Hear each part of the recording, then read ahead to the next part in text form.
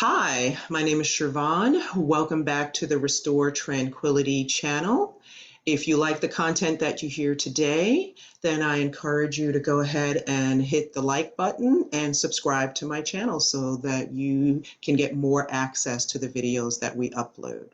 Today we'll be talking about cannabis legalization, particularly here in the state of Maryland. On July 1st, we go adult use legal.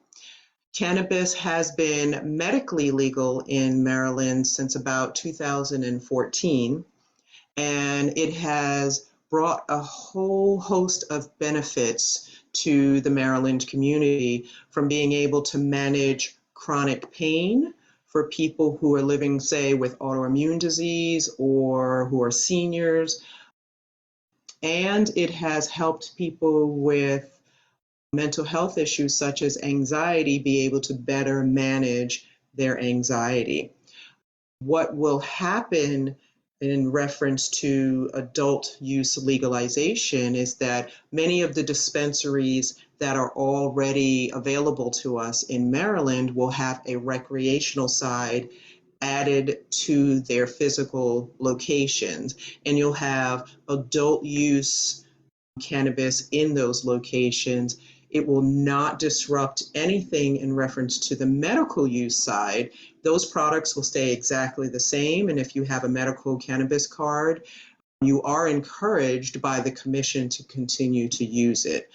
What the difference will be is pretty much in the potency level between medical and recreational or adult use.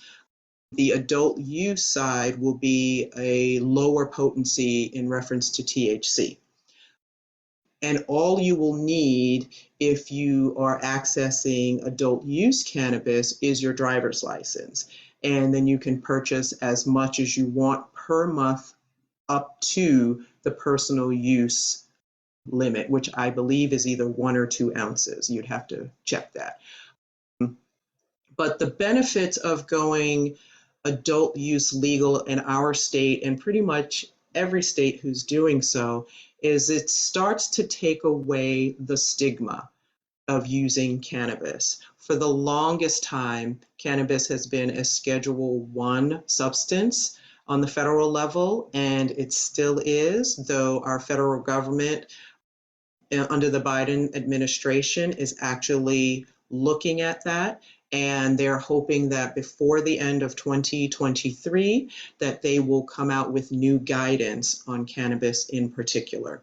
So fingers crossed that we hear something by the end of this year on that, on federal legalization. But in the meantime, with state legalization, it's really about pulling back the curtain on the stigma and allowing people to step into these spaces to be able to access a medicine that has been proven time and time again to be medically useful, as well as spiritually useful, and socially brings people together.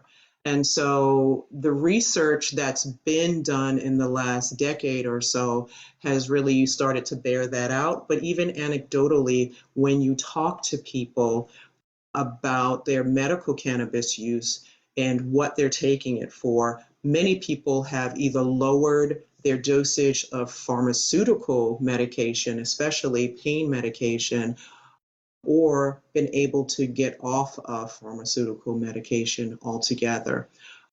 Along with, for me, in my life, I have dealt with fibromyalgia, and along with regular yoga practice and lowering my stress and changing how I nourish myself, cannabis was also very instrumental for me in managing the pain points that I was experiencing over the years in reference to fibromyalgia. A lot will change with the addition of adult use legal, but not a lot will change for those of us who have a medical cannabis card. So definitely do your research, find out what it is that you will need. Bud tenders are really great at knowing how to help people figure out which terpenes and which strains will work best for them in reference to health. But also remember, cannabis can be used socially, cannabis can be used in a spiritual way, in ceremonial way, and definitely think about using cannabis in a very conscious and intentional way. So until next time, take good care of yourself. Bye-bye.